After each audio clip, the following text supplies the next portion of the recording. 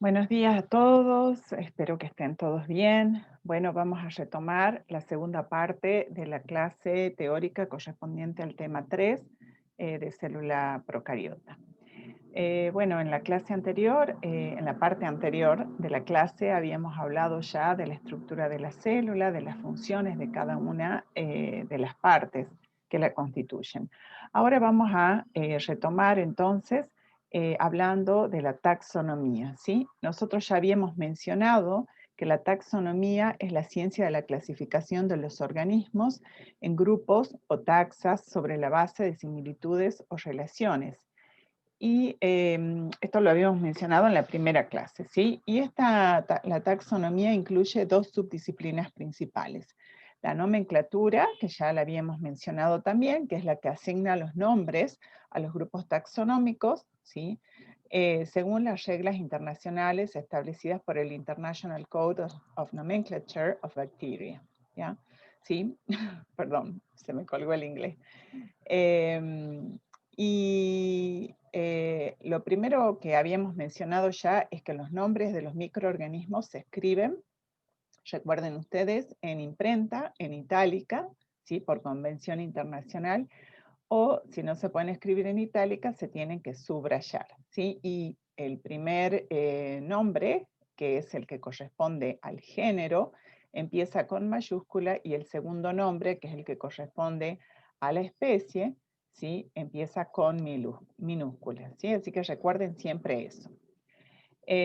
Bueno, los nombres, resulta que de las bacterias se han asignado a lo largo, digamos, de la evolución o de la identificación de los microorganismos, se han asignado dependiendo o respondiendo a diferentes características, por ejemplo, fisiológicas, ¿no es cierto? Como por ejemplo Acetobacter, que como su nombre lo indica, tiene algo del metabolismo, o sea, tiene algo relacionado con el metabolismo del ácido acético. O nitrosomonas, que nos está indicando que tiene algo relacionado con el metabolismo del nitrógeno, ¿sí? O puede responder a diferentes características morfológicas, como por ejemplo Bacillus, que claramente hace referencia a su forma de bacilo, o Streptococcus, que claramente hace referencia, ¿no es cierto?, a la forma y a la agrupación de estas células. Entonces, esos son los nombres que se han dado originalmente cuando se hacían, digamos, el aislamiento o la identificación de microorganismos, y en base a las características visibles, ¿no es cierto?, que se tenían de estos microorganismos. ¿Por qué es necesaria la identificación? Bueno, porque es necesario saber de que cierto microorganismo es uno, ¿no es cierto?, y no otro. Y entonces es necesario que se haga esa clasificación, ¿no es cierto?, cada vez que se aísla a un nuevo miembro, digamos, a un nuevo organismo, a una nueva bacteria. Entonces es importante determinar la identidad de ese nuevo aislado, ¿no es cierto?, como miembro de un taxón o de un grupo o de una clasificación, ¿sí?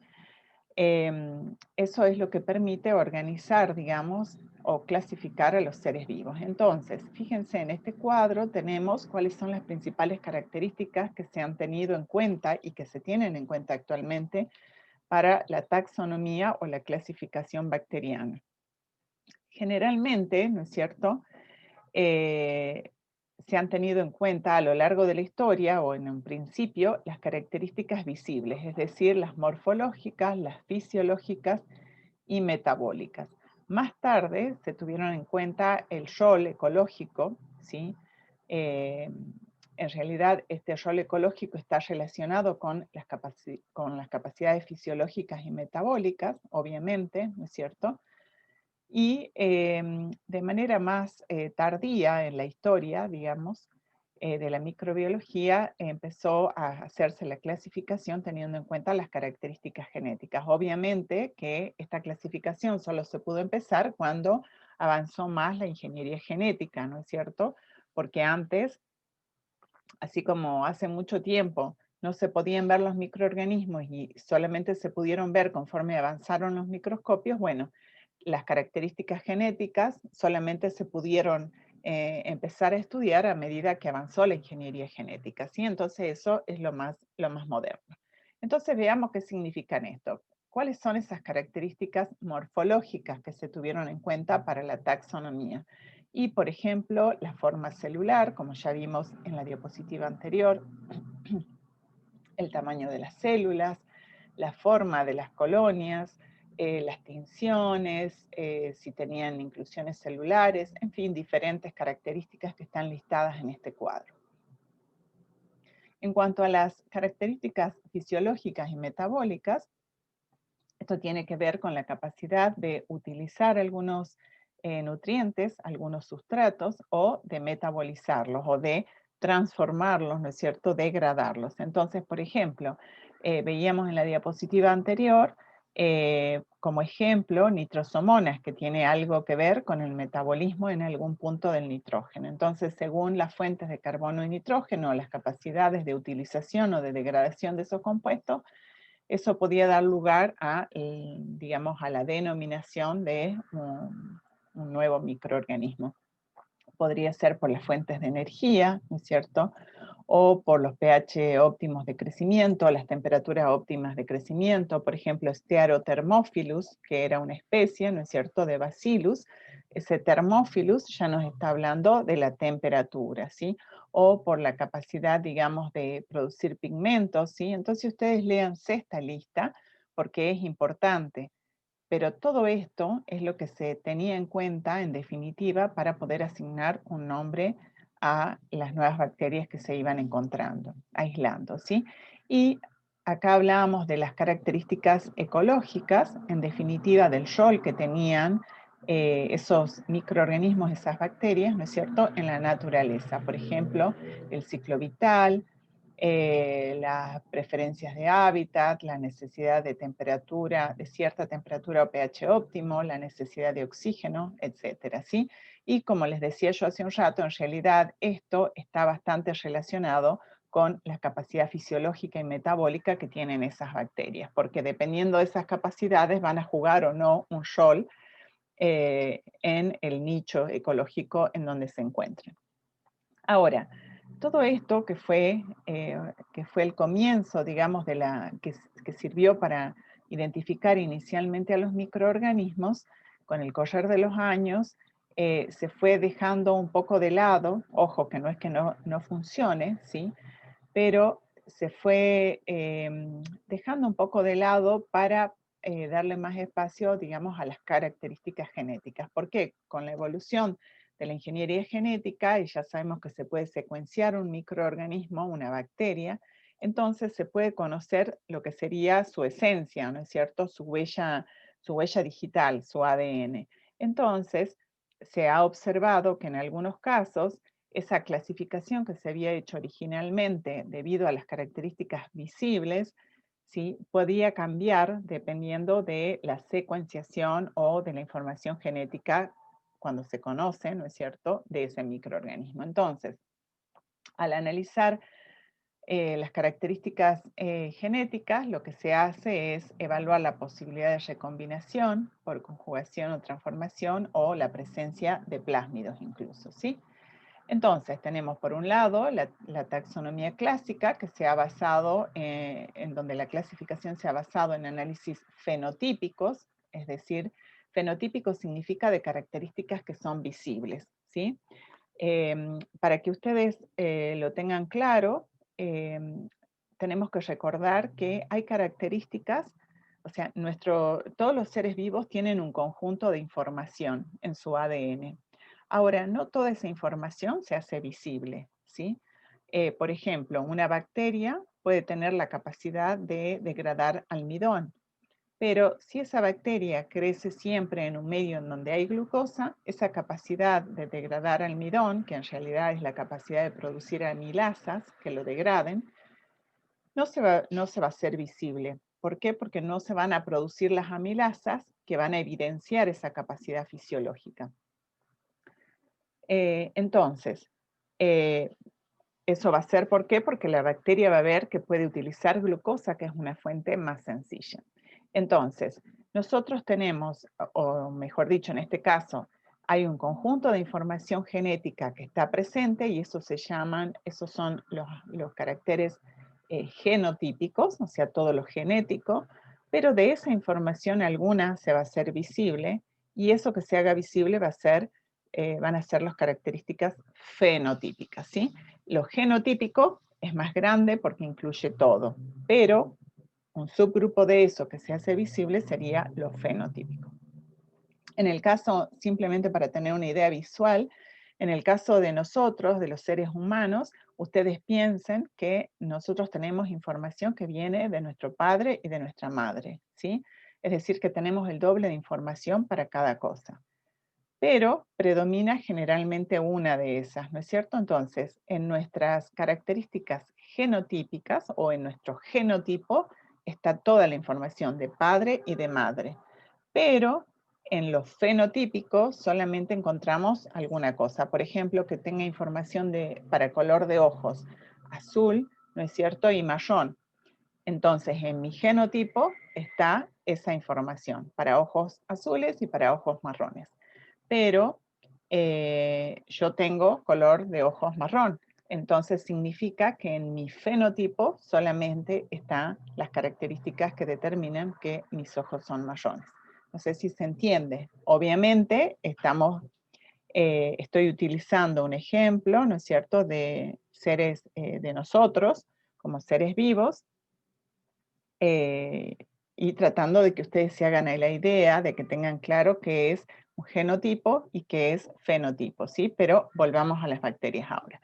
Entonces, decíamos que la clasificación, la taxonomía clásica se basaba originalmente en análisis fenotípicos, es decir, de cosas visibles como las que acabamos de mencionar, la forma de las células, la agrupación, las capacidades metabólicas, si producen pigmentos, si tienen inclusiones, si tienen flagelos o no. Pero la taxonomía molecular, ¿no es cierto?, está haciendo también un análisis, se están secuenciando cada vez más microorganismos y eso permite ver las características genotípicas, ¿sí? Es decir, que tienen en cuenta toda la información que tienen estas bacterias. Y bueno, para hacer la taxonomía molecular, es decir, la basada en el análisis del ADN, se pueden aplicar distintos métodos, como ser la hibridación ADN-ADN, el ribotipado, análisis de lípidos o la secuenciación, ¿sí? Que es lo que se usa más hoy en día. Nosotros no vamos a ver todos estos métodos porque no vamos a profundizar mucho en los métodos de biología molecular, ¿sí? Pero está bueno que ustedes sepan que estas cosas existen. Entonces, ¿qué está pasando? Que como consecuencia de este análisis que se está haciendo basado en el ADN, se está encontrando que hay ciertos parentescos entre bacterias que antes se habían clasificado por la taxonomía clásica, ¿no es cierto?, de diferente manera, debido a que las características morfológicas, ¿sí?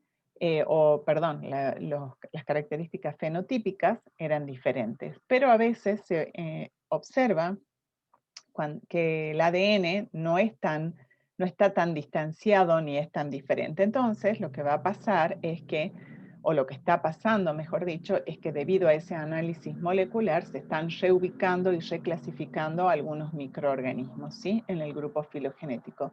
Incluso algunos han cambiado de nombre para responder justamente a esta nueva reclasificación. Entonces, les cuento esto para que no se sorprendan si, por ejemplo, ustedes están buscando el microorganismo que produce un cierto metabolito de interés, ¿no es cierto? Y en un libro viejo lo encuentran con un nombre y en un libro más nuevo o en una literatura más nueva lo encuentran con un nombre un poco diferente, porque en ese caso lo que hay que pensar es que probablemente ese microorganismo ha sido reclasificado o renombrado. Entonces, no se asusten, ¿sí? En este caso, si es que tienen que buscar algo relacionado con la taxonomía, básense más en la información más nueva, ¿sí? Bien, entonces, esa cercanía o parentesco, digamos, o diferenciación desde el punto de vista molecular, genético, se ve reflejada en los árboles filogenéticos que se construyen, ¿sí?, por la distancia entre las líneas. Ya vamos a ver un ejemplito de eso.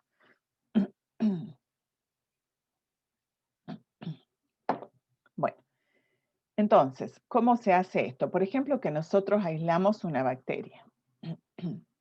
Una bacteria entérica, es decir, entérica significa del tracto gastrointestinal, ¿no? Supongamos que entonces la hilamos a partir de técnicas microbiológicas clásicas, utilizando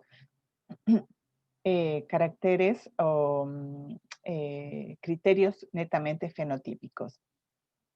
La mayoría de los pasos a seguir, ¿no es cierto?, requieren que el microorganismo crezca en un cultivo puro. Esto es algo interesante también para mencionar sobre los métodos moleculares, y es que la secuenciación de los microorganismos o el descubrimiento de nuevos microorganismos no depende de que el microorganismo crezca. De hecho, se sabe que en el mundo hay una gran cantidad de microorganismos que todavía no han sido descubiertos, justamente porque el irlos descubriendo en el laboratorio dependía de su capacidad de crecimiento. Y es aquí que en el laboratorio, por más que nos esmeramos muchas veces, no se han podido reproducir realmente las condiciones que existen en la naturaleza, ¿no es cierto?, los múltiples factores que existen en la naturaleza y que hacen que un microorganismo pueda desarrollarse y existir allí. Entonces se dice que aproximadamente conocemos o somos capaces de cultivar algo así como un 1% de la cantidad de microorganismos realmente existente. Entonces, si eso es así, imagínense que hay todo un universo por conocer todavía. Y eso, en ese sentido, se está avanzando muchísimo utilizando justamente lo que se llama las técnicas de secuenciación masiva, en donde se están encontrando microorganismos que antes no se conocían, bueno, y que tampoco se pueden encontrar a través de los métodos tradicionales de cultivo, ¿sí? Pero volvamos a este tema. Imaginemos que nosotros hemos aislado una bacteria entérica utilizando métodos microbiológicos tradicionales, es decir, basados en el cultivo.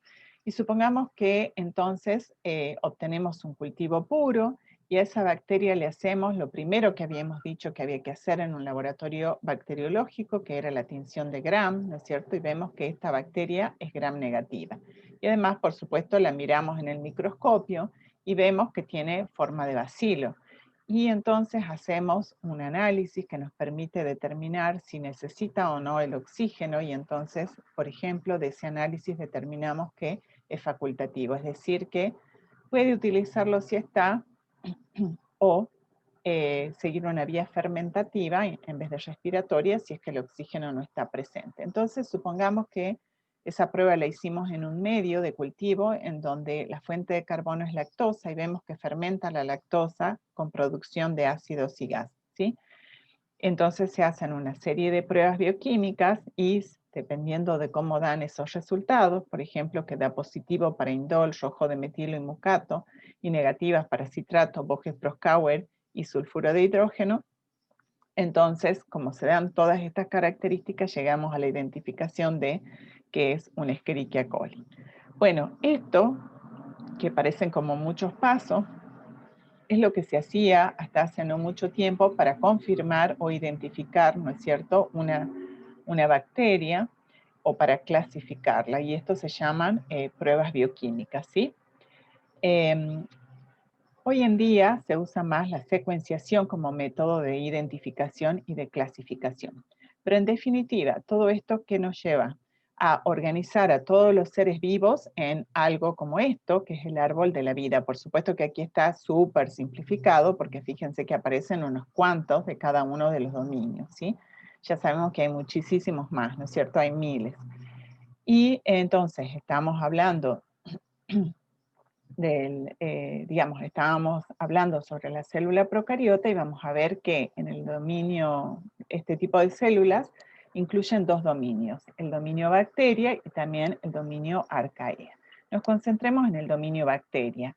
Tenemos 35 divisiones o filas, ¿sí? Ya vamos a ver enseguida lo que corresponde al dominio arcaea. Bueno, entonces acá, a modo de ejemplo, tenemos un árbol filogenético en donde se muestran a través de estas rayitas, ¿sí?, las cercanías o los parentescos, ¿sí? El grado de similitud que existe entre los diferentes microorganismos. Por ejemplo, acá podemos observar que se encuentra cianobacteria, ¿sí? Los termotogales, hidrogenobacterias, ¿sí? Gram positivos, ¿sí? Entonces, fíjense que cómo tengo que mirar esto. Para empezar, las distancias, o sea, los tamaños de los segmentos, son indicativos del grado de parentesco, ¿no es cierto? Entonces, por ejemplo, si esta bacteria, Flexibacter flexilis, está cerca, porque la vemos cerca aquí, de esta que se llama Saprospira grandis, significa que tienen una cierta similitud en su ADN, ¿no es cierto?, que es relativamente importante. Y, sin embargo, están más lejanas, o sea, el parentesco es mucho más lejano con una que esté más alejada, por ejemplo, Leuconoctos mesenteroides, ¿sí? Entonces, este arbolito lo tienen que ver con los tamaños de segmentos que representan justamente el grado de similitud genética, ¿sí? Entonces, nosotros no vamos a profundizar mucho en esto, no vamos a hacer demasiado con esto, pero simplemente se los menciono porque este tipo de árboles filogenéticos que nos permiten ver los parentescos o los grados de similitud, se ven cada vez más frecuentemente en la literatura, ¿no es cierto? Entonces, para que ustedes por lo menos tengan una idea, sepan de qué se trata, ¿sí? No se asusten. O sea, en teoría, nosotros podríamos poner a todos los organismos conocidos en el planeta en un super mega árbol filogenético para ver cuán cercanos o distantes estamos todos con todos, ¿sí? Bueno, lo importante es saber que para el dominio bacteria nosotros tenemos un manual, que es el manual de Bergey, ¿sí?, que es algo así como la Biblia bacteriológica, ¿sí?, porque es un compendio de información estándar y molecular de todas las especies reconocidas de procariotas. Y es realmente muy útil para la identificación y se emplea en todas las áreas de la microbiología. Entonces, si ustedes tienen que trabajar con bacterias, en algún punto van a tener que hacer alguna consulta más o menos profunda, ¿no es cierto?, en el manual de Bergey. Y fíjense que hay muchísimas ediciones, no me acuerdo cuántas, pero fíjense que en el año 94 estaba la 9ª edición y creo que la más nueva es del año 2015, a menos que haya salido otra y no la tengo registrada, ¿sí? Entonces, el manual de Bergey es como la Biblia. En realidad hay dos manuales de Bergey, ¿sí? Uno que se llama, uno que es determinativo y otro que es sistemático. Uno se llama The Bergey's Manual of the Determinative Bacteriology, ¿sí? Y el otro se llama Bergey's Manual of Systematic Bacteriology, ¿sí? En el manual determinativo lo que hace es brindar esquemas de identificación, ¿no es cierto?, para la identificación justamente de bacterias y arcaeas. Y están basadas esas identificaciones en la morfología, en las tinciones diferenciales y en las pruebas bioquímicas. Y se usa como libro estándar de referencia para la identificación de bacterias, ¿no es cierto?, teniendo en cuenta eso justamente. En cambio, el manual de bacteriología sistemático provee información filogenética, es decir, molecular, para la identificación, ¿no es cierto?, de bacteria y arcaea. Y como provee información molecular, está basado en la secuenciación del ARN ribosomal, ¿sí? Y sirve justamente como estándar para la clasificación bacteriana. Entonces, fíjense, este está basado en la información genética, este está basado en las características morfológicas y capacidades bioquímicas, ¿sí? Los dos son muy, muy útiles. Bueno, y para que tengamos una idea, les muestro este cuadrito, que en realidad ya está viejito, fíjense que es información del 2001, así que seguramente los números son mucho mayores en todos los casos, porque con esta avenencia de la ingeniería genética, ¿no es cierto?, se han encontrado muchos microorganismos que a través de cultivo no se encontraban antes. Pero solamente para que tengamos una idea de la magnitud, ¿no es cierto?, de la cantidad de microorganismos que pueden haber, de bacterias y arcaeas, de células procariotas. Bueno, entonces, por ejemplo, en cuanto a dominio, ¿no es cierto? En bacteria tenemos uno, en arcaea tenemos uno, o sea, en total 2 dominios dentro de las células procariotas. Pero vayamos a bacteria. Y un análisis similar corresponde para arcaea. Dentro del dominio bacteria tenemos 23 filas, recordemos que estamos hablando hasta el 2001, pero dentro de todas esas filas, si nosotros vamos indagando, podemos tener 32 clases, y en esas 32 clases vamos a tener 77 órdenes, y vamos bajando, ¿no es cierto?, en la jerarquía, al decir dominio, fila, clase, ¿sí? Y dentro de esos 77 órdenes tenemos 182 familias, y dentro de esas familias tenemos 871 géneros, y dentro de esos géneros tenemos 5007 especies, o teníamos, y después seguiría variedad, y después podría seguir serotipos, ¿sí?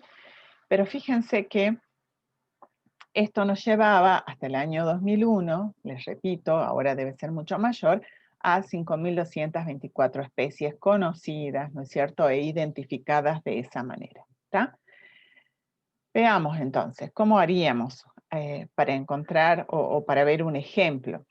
Tenemos del dominio bacteria, ¿no es cierto? Habíamos dicho que teníamos, ¿cuántos filos? 23, ¿sí? Si nosotros listáramos los 23 filum, uno de esos sería proteobacteria. Si de ese tomamos una proteobacteria, ¿no es cierto? Tenemos que puede tener todas estas clases.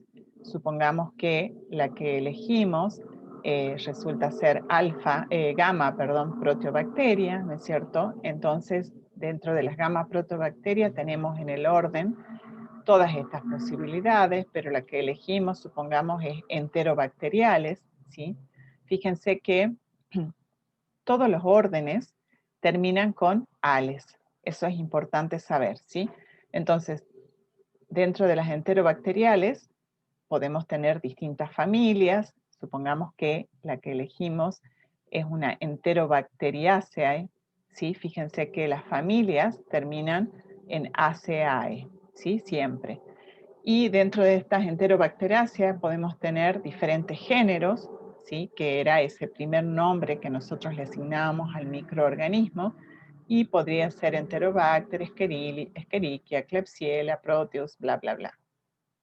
Supongamos que la que nosotros elegimos es una Shigella, y puede tener dentro de Shigella, podemos tener numerosas especies, como por ejemplo, fíjense que como ya sabemos que estamos hablando de Shigella, podemos abreviar poniendo solamente S, ¿sí? Pero hay que leer como Shigella bondi, Shigella dysenteriae, Shigella flexneri, Shigella sonei, y así.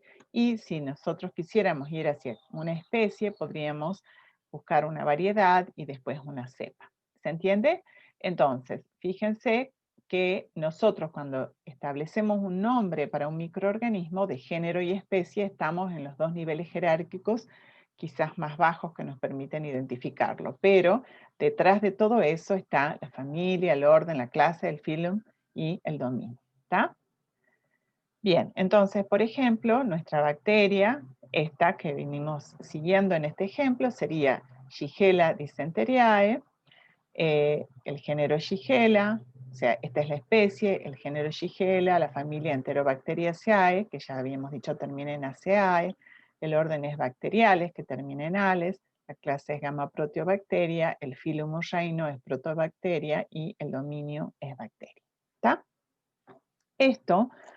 Todos estos niveles jerárquicos ustedes van a tener que tener en cuenta cuando estemos estudiando al final de la materia, ¿no es cierto? O cuando elijan un proceso productivo. Entonces, una de las pautas que se les va a pedir es que busquen la taxonomía del microorganismo. Así que, pero no se asusten porque no es difícil encontrarlos. Ahora les muestro un ejemplo.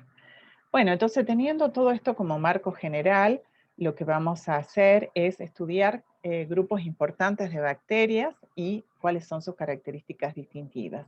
Esto que yo les voy a dar a partir de ahora, hasta que entremos a Arcaea, se lo tienen que saber. Así que asúmanlo, estudienlo, porque lo tienen que saber, es importante. Van a ver que conforme la materia avanza, se hace un poco más llevadero, pero al principio, en esta etapa, digamos, se hace como un poco denso, pero hay que aceptarlo, ¿sí? Así que márquenlo porque se los voy a preguntar, estudienlo y lean un poco más, ¿no es cierto? No se queden, siempre yo les digo, no se queden con lo que ven en estas diapositivas, que son una súper síntesis.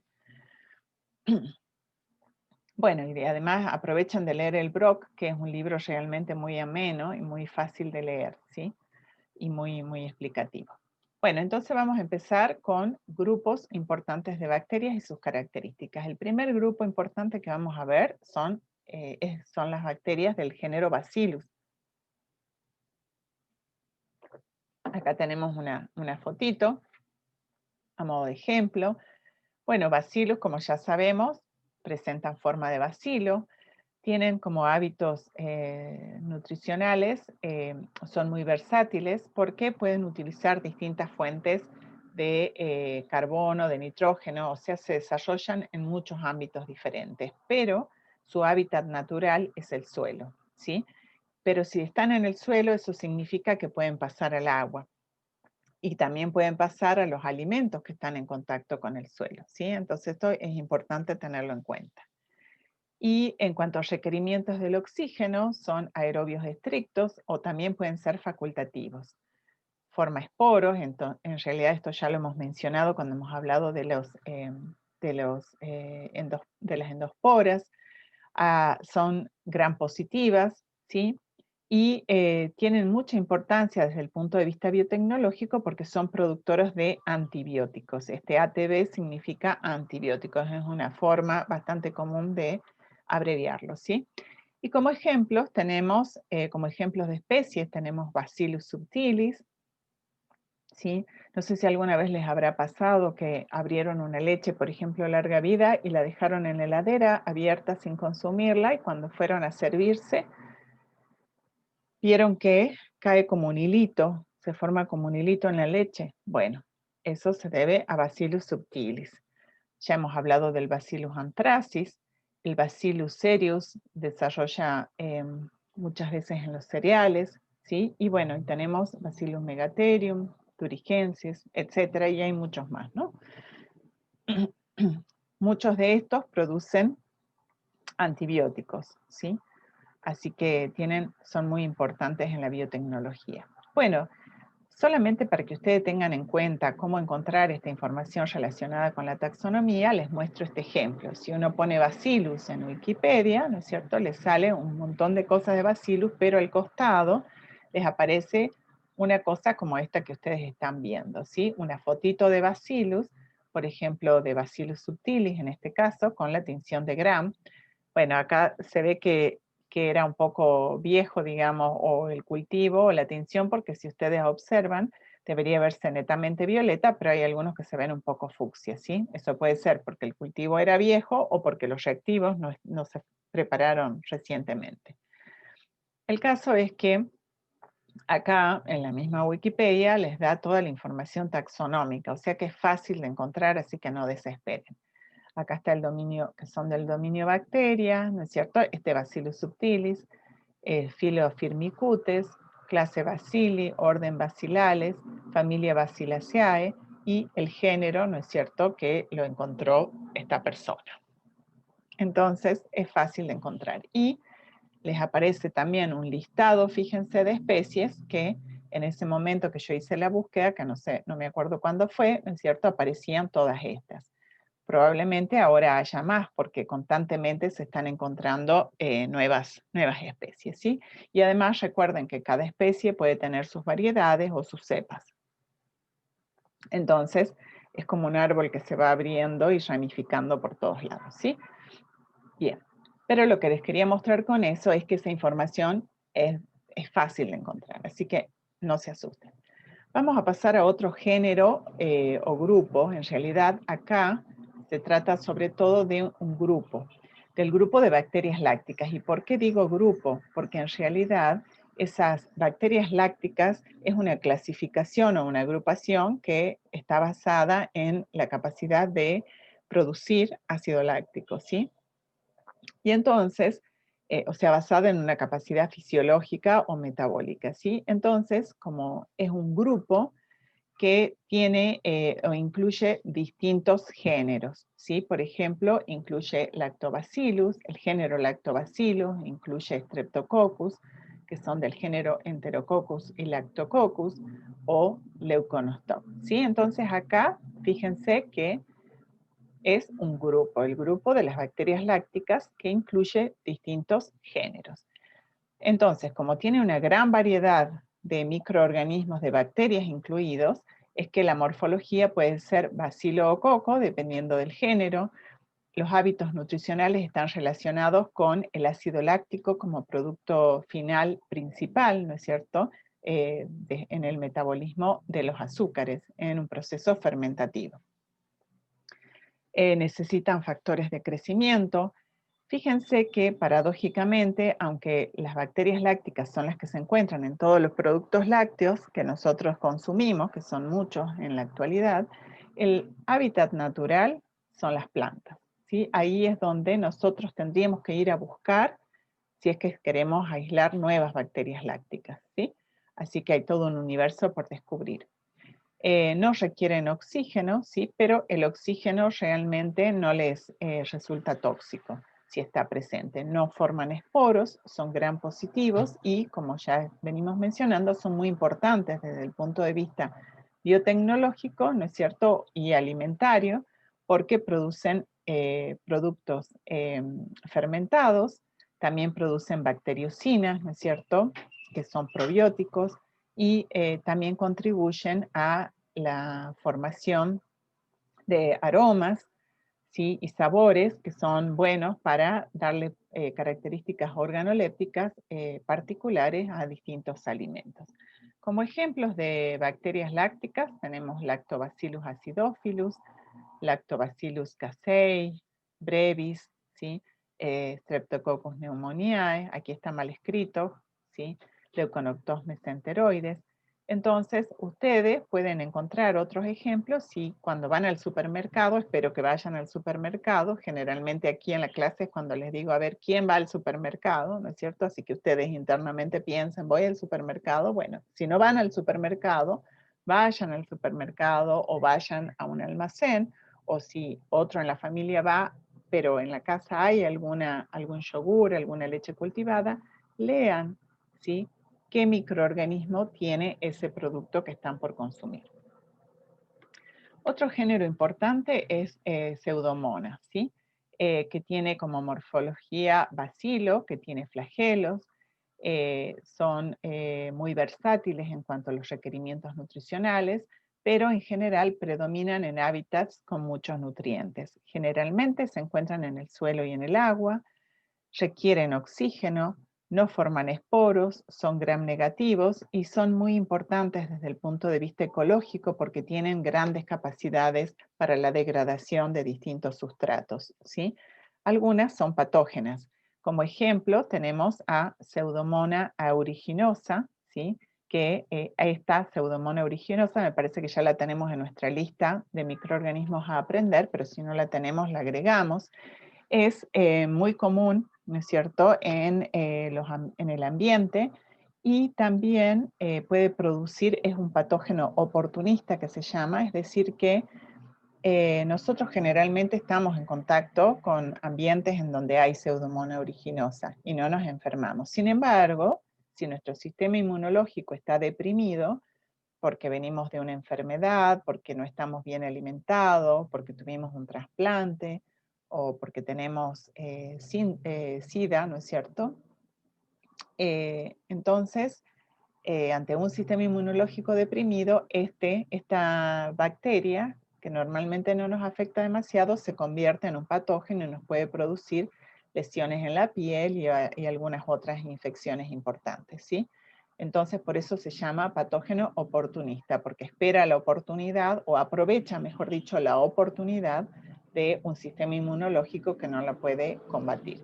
Pero también hay otras especies, como ejemplo, Pseudomonas syringae, Pseudomonas pútida, florecen, ¿sí? Bien. Otro género que es importante, acá tenemos una fotito, es el género Rhizodium. tienen como morfología bacilo, ¿no es cierto? Y tienen un hábito nutricional muy importante. Son bacterias fijadoras de nitrógeno, es decir, que tienen un rol ecológico muy, muy importante, ¿sí?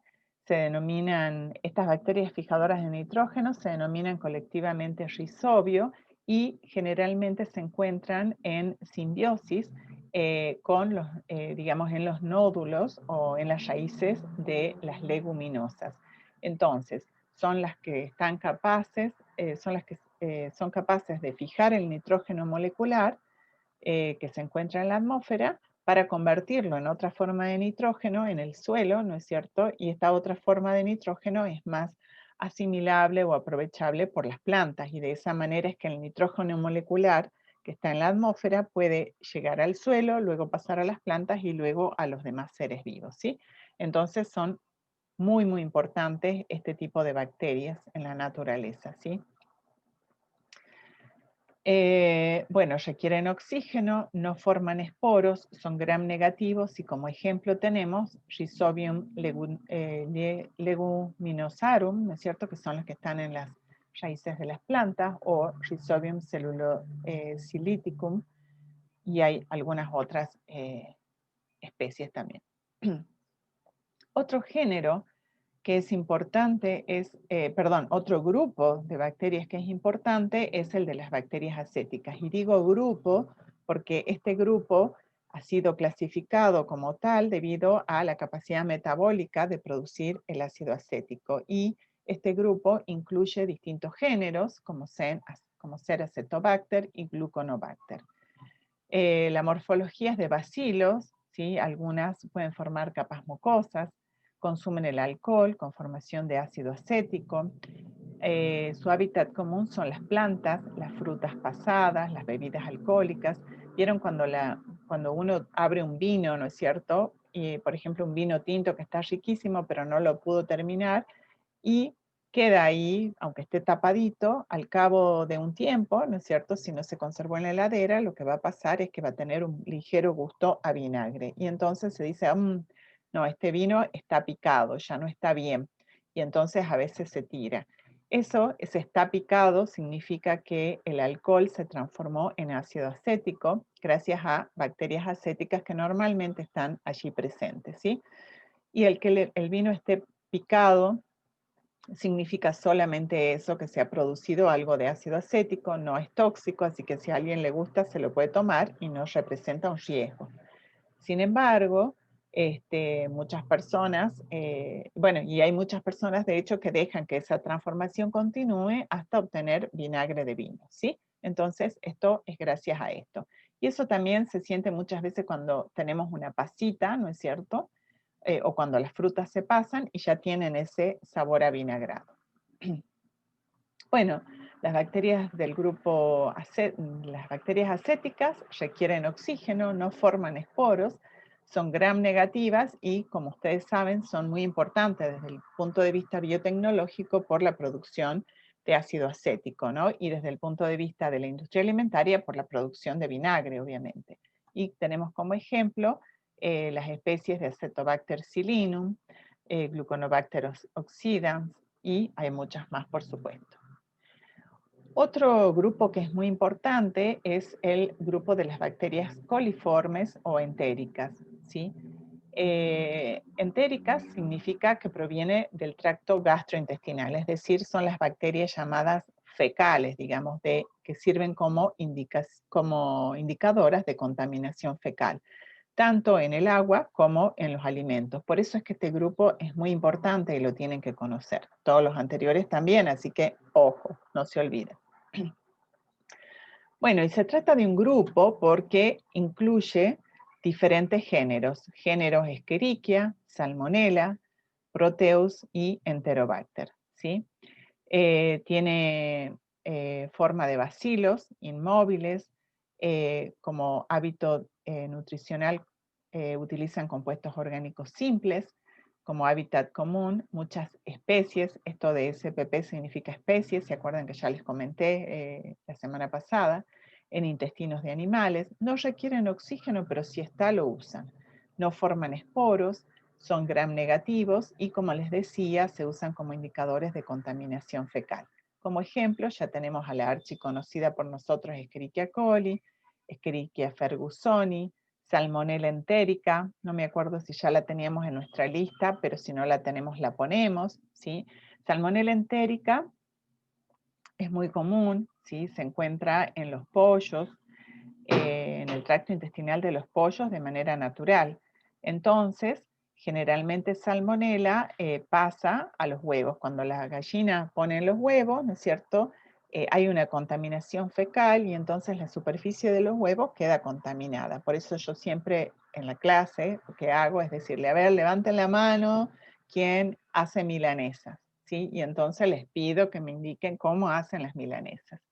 Y entonces ustedes saben que hay un punto en donde ustedes ponen, digamos, la carne, le ponen los condimentos, ¿no es cierto? Pero después hay que pasar la carne por el huevo. Entonces, muchas veces lo que hacen es rompen el huevo, ¿no es cierto?, para poner el huevo en un plato y tiran la cáscara, obviamente. Y muchas veces lo que hacen es no lavarse las manos. Bueno, esto no se debe hacer. En ese punto, después de tiro la cáscara, hay que lavarse muy bien las manos para poder eliminar todas esas salmonelas que quedaron en nuestras manos, porque si no lo que vamos a hacer, si ahí nomás empezamos a pasar las milanesas por el huevo, ¿sí?, vamos a contaminar todo con salmonela y nos va a agarrar una gastroenteritis terrible. Igual alguien me podría decir, sí, pero después a las milanesas las cocinamos. Y eso es verdad. Así que en ese proceso de cocinarlas, ¿no es cierto?, se eliminarían esas salmonelas. Sin embargo, si nosotros no seguimos sin lavarnos las manos, probablemente no solo contaminemos las milanesas esas, sino que contaminemos los tomates que cortamos después, y etcétera, etcétera, ¿sí? Entonces, lavarse las manos. Esto también, esto de la salmonela también es muy importante, y esto que les acabo de contar de los huevos es muy importante si es que alguien hace mayonesa casera. ¿Por qué? Porque también el gran riesgo que tiene la mayonesa casera es justamente que al abrir el huevo, eso que se usa luego para la mayonesa se haya contaminado con salmonela, ¿sí? Y entonces, si no se almacena en condiciones adecuadas, se puede producir una contaminación masiva, una intoxicación por salmonela, y esto es bastante común que pase generalmente en las épocas cercanas a la Navidad, en donde se compran sanguchitos, en donde en muchos casos lo que hacen es hacer la mayonesa casera, ¿no es cierto?, sin tener los cuidados que se necesitan, ¿sí? También en este punto generalmente les digo, bueno, a ver, ¿quién come un sanguchito? Bueno, en este año raro, digamos, de no poder salir, no, pero ¿quién no se ha comido alguna vez un sándwich en la calle, ¿no es cierto?, poniéndole salsitas de mayonesa y demás. Y bueno, y es peligroso, ¿por qué? Porque uno no sabe con qué cuidado se ha mantenido, se ha conservado esa mayonesa, ¿sí? Así que presten atención a esto y vamos incorporando algunas de estas cosas que vamos aprendiendo para la vida cotidiana. Entonces, volvamos a la salmonela. Esta salmonela entérica, si no está anotada en nuestro cuadernito, la anotamos ahora. También puede ser Proteus vulgaris, Enterobacter aerogenes y otros ejemplos, ¿no es cierto?, de especies. Vayamos a otro género, que es el de Corynebacterium, que tiene morfología de bacilos irregulares. Acá tenemos una fotito, son inmóviles, utilizan nutrientes simples, sí, pero necesitan biotina, que es vitamina B. Se encuentran normalmente en el suelo, también en el cuerpo humano. No requieren oxígeno, pero si está lo pueden usar, no forman esporos y son gram positivos. ¿Cuál es la importancia? Que forman parte de la flora saprófita de la piel, ¿sí? Entonces se encuentran normalmente y en los procesos, se utilizan en los procesos de producción de aminoácidos y de nucleótidos, en la bioconversión de esteroides, en la producción de enzimas, en la maduración de quesos, en la producción de antibióticos, o sea que desde el punto de vista biotecnológico realmente son muy importantes, así que les prestemos atención porque tenemos que conocerlos. Y como ejemplo está, por ejemplo, Corynebacterium glutamicum, que se utiliza para la producción de ácido glutámico, ¿sí? También se utilizan en la salsa, para la producción de salsa de soja, etc. Así que es muy importante esta bacteria. Y bueno, dejamos entonces por un rato el dominio bacteria y pasamos al dominio arcaea. Aquí los microorganismos son bastante diferentes. En su bioquímica, en la estructura de ribosomas, membrana y pared, este grupo difiere tanto de la bacteria como de todos los otros de los eucariotas y por eso forman un dominio aparte. Se los denomina arqueobacterias, pues algunas poseen un metabolismo particularmente adecuado para condiciones arcaicas de la Tierra, ¿no es cierto?, en los tiempos anteriores, donde las condiciones de vida eran como mucho más extremas, ¿no? Entonces, todos los extremófilos que ya hemos mencionado generalmente son arqueobacterias, ¿sí? Entonces, aquí tenemos a los metanógenos, a los halófilos extremos, etcétera. Y no tienen péptidoglucano en la pared celular, o sea, no tienen la mureína, pero tienen una sustancia, un pseudopeptidoglucano, compuesto de N-acetilglucosamina y ácido N-acetiltalosaminúrico, ¿sí? Con enlaces beta 1 o 3. Entonces, la estructura de la pared celular es diferente, ¿sí? Y otros organismos tienen una pared formada por etelopolisacáridos o glicoproteínas u otras capas proteicas.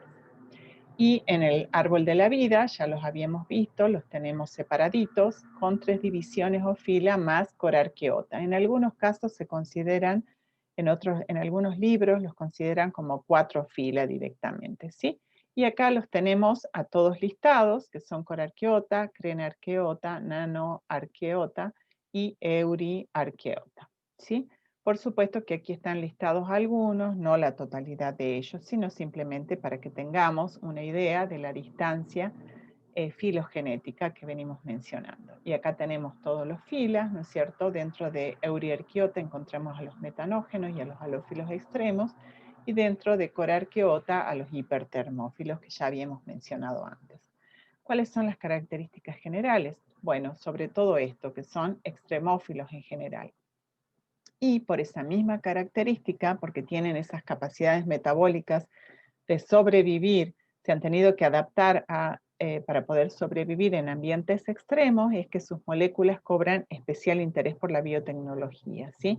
Entonces, fíjense que se usan metanógenos para producir biogás, por ejemplo, para el tratamiento de residuos o como parte del tratamiento de depuración de agua, enzimas que pueden resistir elevadas temperaturas o concentraciones de solventes, ¿sí? Entonces son muy importantes y cada vez se les está dando mayor importancia y se los está estudiando con mayor profundidad, ¿sí? Bueno, acá hay algunos ejemplos de hábitat donde se pueden encontrar, ¿no es cierto? Y para terminar la clase, en algún momento cuando las preparaba encontré esta noticia que había salido hacía poquito tiempo en una publicación científica en donde se hablaba de cable bacterias, ¿sí? Porque se trataba de una sucesión de bacterias, ¿sí? Que estaban puestas una a continuación de la otra y que son capaces de transportar electrones, ¿sí? De manera extracelular. Así que fíjense que estas bacterias, ¿no es cierto?, se encontraron en sedimentos marinos. Fíjense que acá está la fotito, ¿no es cierto?, y que se ponen una a continuación de la otra, ¿no es cierto?, en los sedimentos, de manera que va transfiriendo electrones, ¿no es cierto?, desde zonas profundas, ¿sí?, una a continuación de la otra, ¿sí?, de manera extracelular, a toda la sucesión de bacterias para llevar estos electrones hasta la superficie, ¿no es cierto?, para que se puedan producir, digamos, distintas reacciones. Por supuesto, esto es para que estas bacterias, que están muy alejadas, digamos, de la zona donde hay oxígeno, puedan realizar procesos de oxidación y reducción. Siempre esto es posible gracias a esas, a esas reacciones redox, ¿sí? Entonces, fíjense que acá se transportan electrones, es decir, que tiene que haber una oxidación, ¿no es cierto? Se ceden electrones a partir de, por ejemplo, sulfatos, ¿no es cierto? Se forman sulfuros y terminan en una deposición de azufre elemental, pero los electrones que se generan se van transmitiendo a través de esta cadena de bacterias, ¿sí? Hasta la superficie para que se forme agua, ¿no es cierto?, a partir de la reducción de oxígeno. Entonces, fíjense que lo que hubo fue una transmisión de electrones, que es exactamente lo que ocurre en un cable. Entonces, por eso se las denominó como cable bacteria, ¿sí? Bueno, eso simplemente a modo de curiosidad, porque se encuentran bacterias hasta en los lugares más impensados y tienen funciones realmente que son impresionantes, ¿sí? Bueno, y con esto terminamos la clase. Les dejo ahí alguna información sobre lectura, sobre qué leer. Y bueno, y ahora vamos a ver si puedo parar la grabación, que siempre me cuesta un poco. No sé por qué. Es un poco odioso esto del... Hay una barrita que se tiene que desplegar desde arriba de la pantalla. Ahí está. ¿Sí? Y entonces ahí puedo